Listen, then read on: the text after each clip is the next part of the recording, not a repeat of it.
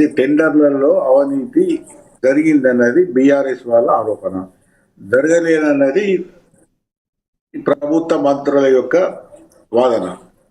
దానికి ఒక వేదికని రకరకాల స్టేట్మెంట్స్ ఇవన్నీ కూడా మనం ఈ లక్ష్మణ్ గారు ఇటువంటి ఈ సంఘటనలు మనం గత 15-20 ఏళ్ళ నుంచి చూస్తున్నాం.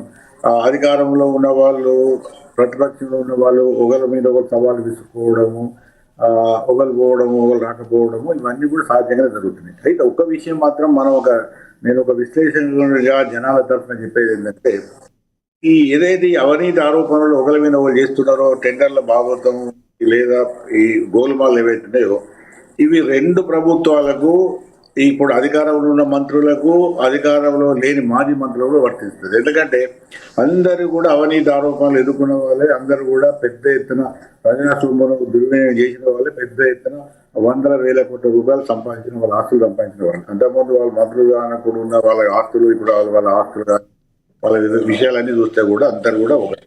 కాబట్టి ఒకటేంటంటే, ప్రభుత్వం నడిపే వాళ్ళ మీద ప్రతిపక్షాలు విమర్శ చేస్తే ప్రభుత్వం ఉన్న వాళ్ళు దాన్ని తిప్పికొట్టడం అనేది ఒక నడుస్తున్న ఆనవాయితీ. ఈ ఆనవాయితీలో భాగంగానే ఈ డ్రామాలు. కానీ ఒకటేంటంటే, ఆ బీజేపీ బండి సంజయ్ ఒక మంచి మాట అనేది అంటే, ఇద్దరు కలిసి కూడా డ్రామా చేస్తున్నారు. ఎందుకంటే నాకు తెలుసు వీళ్ళిద్దరి, ఇటు ఈ మంత్రుల పూర్వాపరాలు, అటు మాజీ మంత్రుల పూర్వాపరాలు చూస్తే ఎవరు కూడా కడిగిన ముత్తమేం కాదు, స్వచ్ఛమైన వాళ్ళు కాదు. వాళ్ళ కింద అనేకమైన వాళ్ళ పరిపాలన ఉన్నప్పుడు ఇప్పుడున్న వాళ్ళు కానీ అంతకుముందు అనేక ఆరోపణలు వచ్చినాయి, అనేక విషయాలు కూడా గోల్మాలైనాయి. అవన్నీ కూడా కొత్త విషయాలు ఏం కాదు. అయితే ఒకటేంటంటే ఎప్పుడు కూడా లక్ష్మీనాథ్ గారు, నేను చెప్తున్నా, ప్రజల వైపు నుంచి మాట్లాడుతున్నా కాబట్టి, ఎప్పుడు కూడా ప్రజలే నష్టపోతున్నారు. ఎందుకు ప్రజలు నష్టపోతున్నారు అంటే, ఈ ప్రజా సొమ్మే ఏ ప్రభుత్వంలో ఉన్నా అధికార నాయకులు కానీ లేకపోతే ప్రజాప్రతినిధులు కానీ ఇంకెవరైనా కానీ హక్కు అనుకుంటున్నారు. ఈ 5 సంవత్సరాలు మాకు ప్రజలు హక్కు ఇచ్చారు, మేము దీన్ని ఏదో విధంగా మేము మా సొంతంగా సొమ్ము చేసుకోవడానికి, కొంత అది తీసుకోవడానికి మాకు అవకాశం ఉన్నది కాబట్టి మేము తింటాం. ఇది ఇప్పుడు దృశ్యవశాత్తు ఏమైతున్నదంటే, ఏ ప్రభుత్వం వచ్చినా కూడా ఇదే విధంగా నడుస్తుంది. కాబట్టి ప్రజలకు మాత్రం ప్రభుత్వాలు మారుతున్నా ప్రజలకు రావాల్సిన రిలీఫ్ కానీ, ప్రజలకు కావాల్సిన మేలు కానీ, ఒక మంచి పరిపాలన కానీ, అవినీతి రహిత పరిపాలన కానీ రావడం లేదు. కాబట్టి ప్రజలు ఎప్పుడు కూడా ఓడిపోతున్నారు. పాపం వాళ్ళ ఏదో కోపం మీద ఈ ప్రభుత్వం నుంచి ఆ ప్రభుత్వం, ఈ పార్టీ నుంచి ఆ పార్టీకి అధికారం ఇచ్చినప్పటికీ కూడా వాస్తవంగా జరుగుతున్నది ఏంటంటే, ఈ అవినీతి అర్థం కావడం లేదు. అవినీతి మాత్రం రోజు దాని యొక్క స్కేల్ పెరుగుతున్నది. అవినీతి ఎంత పెరుగుతున్నదంటే, సామాన్య ప్రజలు అవినీతిని తట్టుకునే శక్తి కోల్పోతున్నారు. అవినీతి పెరగడంతో ప్రజల మీద భారం పరుగుతున్నది, రేట్లు పెరుగుతున్నాయి. ఉదాహరణ కన్స్ట్రక్షన్ ఇండస్ట్రీ తీసుకోండి. కన్స్ట్రక్షన్ ఇండస్ట్రీలో విపరీతమైన పర్మిషన్స్ నుంచి మొదలు పెడితే మిగతా అన్ని అంశాలలో కూడా అవినీతి పెరిగింది. కాబట్టి ఎస్ఎఫ్టీ రేటు పెరిగింది. కాబట్టి మామూలు మధ్యతరగతి ప్రజల నుంచి పెడితే అందరూ కూడా ఆ భారం అవుతున్నారు. అంటే ఈ అవినీతి పెరగడం వల్ల ప్రజలకు భారం అవుతుంది. కాబట్టి మా బాధ ఏంటంటే, ఏ ప్రభుత్వం ఉన్నా, ఏ రాజకీయ నాయకుడు ఉన్నా ఒకళ్ళమైన వాళ్ళు కాకుండా, మా ప్రభుత్వాల్లో జరిగిన ఆరోపణల మీద మేమెంత బాధ్యత వహించినాం, మేమెంత జరిగినాం, మేము అధికారం రాకముందు మా ఆస్తులు ఎంత, ఇప్పుడు అధికారం వచ్చిన తర్వాత ఆస్తులు ఎంత అంటే అవన్నీ బయటపడతాయి. అవన్నీ కూడా ఓపెన్ డాక్యుమెంటెడ్. కానీ ఎవరికి చెప్పారు, నువ్వు దోషం అంటే నువ్వు దోషివి, నువ్వు అవినీతి చేసినావంటే మీరు అవినీతి చేశారు, నువ్వు కొల్లగొట్టిన సొమ్మంటే నువ్వు ఇట్లా చెప్పుకోవడం తప్ప వాస్తవాలు ఎప్పుడు కూడా బయటకు వచ్చిన దాఖలాలు కానీ, లేకపోతే ఈ అవినీతి తగ్గిందని, లేకపోతే ప్రభుత్వ ఆస్తులను కొల్లగొట్టడం ఆగిపోయిందన్న మన సమాచారం ఎక్కడ కూడా లేదు. ప్రభుత్వాలు మారుతున్నాయి, పార్టీలు మారుతున్నాయి, కానీ ఈ వ్యవస్థ నిరంతరంగా ఇదే విధంగా కొనసాగుతున్నది. దాన్ని పోతుంటే ప్రభుత్వాలు మారిన కొద్దీ దాని యొక్క స్వరూపం అంటే దాని యొక్క తీవ్రత కూడా, అవినీతి తీవ్రత కూడా ఇంకా బాగా పెరుగుతున్నది, విపరీతంగా అవుతున్నది. ఇప్పుడు ఉన్న ప్రభుత్వం మీద అయితే ప్రతి బిల్లు మీద కూడా పర్సెంటేజ్లు అడుగుతున్నారు. ఎప్పుడు కూడా ఇంత లేకుండా ఇంత అన్యాయమైన పరిస్థితులు పోతున్నాయి. కాబట్టి అవన్నిటి కూడా వాళ్ళు మంత్రులు సమాధానం చెప్పుడు కాదు, వాళ్ళు ప్రజలకు సమాధానం చెప్పాలి. ప్రజల సొమ్ములు దుర్వినియోగం అవుతున్నది కాబట్టి ప్రజలకు ఆన్సరబుల్ కాబట్టి ప్రజలు కాదు ఇప్పుడు కూడా సమాధానం చెప్తలేరు. కాబట్టి ఈ సమస్య రోజు తీవ్రమవుతున్నది. కాబట్టి పక్కదారి వచ్చిన కోసం ఒక పార్టీ మీద ఆరోపణలు చేసుకోవడం, సవాళ్ళు ప్రతి సవాళ్ళు ఏది కాదు. అంతకుముందు చాలా మేము తెలంగాణ ఉద్యమ కాంచెలు చూసినాం. ఈ సవాళ్ళు ప్రతి సవాళ్ళు ఏ సవాళ్ళు కూడా ఏది దొరికింది లేదు, ప్రజలకు మేలు జరిగింది కూడా ఏం లేదు. రైట్. అసలు ఈ సవాళ్ళకు సంబంధించి మన దగ్గర జూపల్లి గారి బయట ఒకటి ప్లే అవుతుంది, చూద్దాం సార్.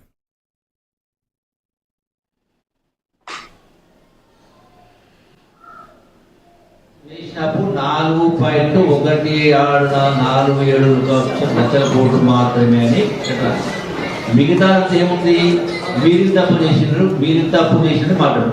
నేను మాట్లాడింది మా ప్రభుత్వం ఎంత చేసినప్పుడు నేను మాట్లాడలేదు. మీరేదైతే 10 సంవత్సరాల కాలంలో కేటీఆర్ ఏమో 3.5 లక్షల కోట్లని, హరీష్ రావు ఏమో 4.17 లక్షల కోట్లని పంపింది.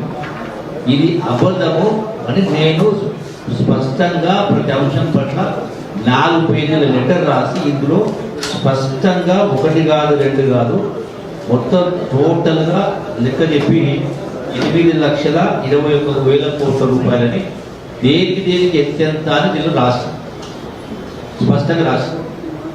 ప్రతి అంశం పట్ల టోటల్గా విడమర్చి విశదీకరించి మీరు చేసిన అప్పులు, మీరు పెట్టిపోయిన బకాయిలు మొత్తం కలిపి 8,21,000 కోట్లకు రాస్తాను.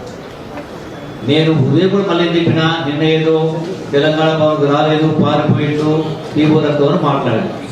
మా ఇంట వంట లేదు. రైట్. ప్రధానంగా జూపల్లి గారి ఆరోపణ, కేటీఆర్ గారు కావచ్చు, హరీష్ రావు గారు కావచ్చు, గతంలో ఈ విషయాల్లో రకరకాల స్టేట్మెంట్లు ఇచ్చారు. ఇది మా దగ్గర ఎవిడెన్స్ ఉందంటారు. ఎలా చూస్తారు? ఇప్పుడు లక్ష్మీనాథ్ గారు, ఇప్పుడు నేను ఒక విషయం చెప్తానండి ఇక్కడ. ఇప్పుడు ఈ ఎవిడెన్స్ ఉన్నదంటే, ముందు ఎవిడెన్స్ ఉందని కోర్టుకు పోవచ్చు, కోర్టులో కేసు వేయవచ్చు, లేకపోతే దీనికి ఇవ్వచ్చు, యాంటీ కరప్షన్ బ్యూరోకి ఇవ్వచ్చు, లేకపోతే సెంట్రల్ గవర్నమెంట్స్ ఉన్న సిబిఐకి ఇవ్వచ్చు, ఈడీకి ఇవ్వచ్చు, లేకపోతే ఇన్కమ్ ట్యాక్స్ కు అన్ప్రపోర్షనల్ అంటే ఆయన నోన్ ఇన్కమ్ కన్నా కూడా అన్నోన్ ఇన్కమ్ ఎక్కువ ఉన్నది, అనేక అవి ఉంటాయి. కానీ అవి ఏం చెప్పారు, కేవలం రాజకీయ వాగ్దానాలు, రాజకీయ విషయాల కోసమే దీన్ని వాడడం తప్ప, ఆ మాటకు వస్తే టిఆర్ఎస్ గవర్నమెంట్ ఉన్నప్పుడు కూడా హరీష్ రావు మీద అనేకమైన ఆరోపణలు వచ్చినాయి. ఏది మన కాళేశ్వరం కూలిపోయినప్పుడు కూడా ఆయన పెద్ద వాటా ఉన్నదని కూడా వచ్చింది. ఎవరు కూడా ఆరోపణలు చేసిన వాళ్ళు ప్రూవ్ చేయలేదు, ఆరోపణలు ఎదుర్కొన్న వాళ్ళు కూడా ఏదో మాటలు చెప్పి తప్పించుకున్నారు. కాబట్టి ఇప్పుడు ఒకటి లక్ష్మీనాథ్ గారు, నేను ఒకటే మీ లైవ్ పెట్టింది కాబట్టి నేను ఒకటే ఒక విషయం అడుగుతాను. ఇప్పుడు మనం వాస్తవాలు మాట్లాడుకుందాం, ఈ ఆరోపణలు పక్క పెడదాం.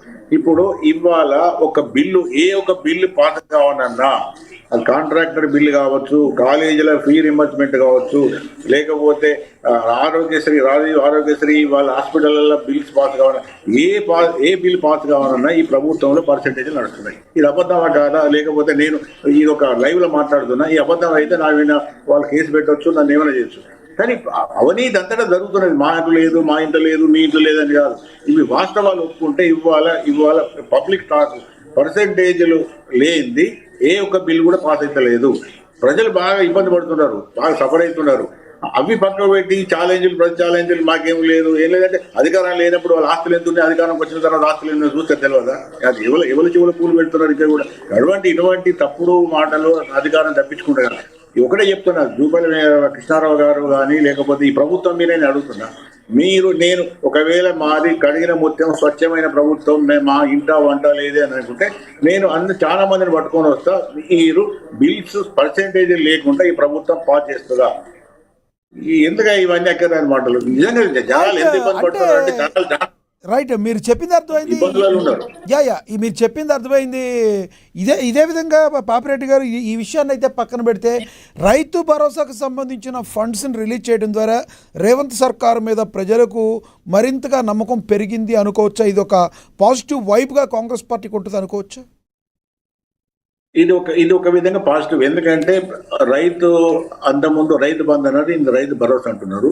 కాంగ్రెస్ ప్రభుత్వం అధికారంకి వచ్చే అంటే ఎలక్షన్స్ లో వాళ్ళు చేసిన ముఖ్యమైన వాగ్దానాలు ఇది ఒకటి. మేము వాళ్ళు ఇచ్చే 5,000 కన్నా కూడా 7,500 ఇస్తా ఉన్నారు. ఆ తర్వాత 6,000 చేశారు, పర్వాలేదు.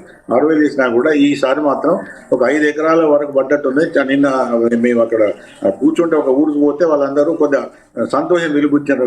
ఆఖరికి మాకు ఇప్పుడు ఈ కరువు కాలంలో చాలా పెట్టుబడులకు ఇబ్బంది అవుతున్నది, మాకు సరైన టైంలో వచ్చింది కాబట్టి కొంత వాళ్ళు ముఖ్యమంత్రి అయినా కానీ ప్రభుత్వం అయినా కొంత సానుకూల స్పందన కనబడదు, అక్కడ స్పష్టంగానే ఉన్నది. రైట్. నేను మళ్ళీ మాట్లాడతాను సార్ మీతో. మనం ఒకసారి బీఆర్ఎస్ నేత విజయ్ ఆర్య గారితో మాట్లాడదాం. నమస్తే సార్ విజయ్ ఆర్య గారు. ఎస్ విజయ్ ఆర్య గారు, నా వాయిస్ వినపడుతుందా? రైట్. విజయ్ ఆర్య గారు, ఏదైతే మంత్రుల సవాళ్లతో అదేవిధంగా ప్రతి సవాళ్లతో ఏ రకంగా తెలంగాణ రాజకీయం నడుస్తుందో గత కొన్ని రోజులుగా మీరు కూడా చూస్తున్నారు. ఎలా చూస్తారు? ముందు మనం డిబేట్లోకి వెళ్లే ముందు భట్టి గారి బయట ఒకటి ప్లే అవుతుంది, హరీష్ రావు గారిది కూడా ఒకటి బయట ప్లే అవుతుంది, చూద్దాం.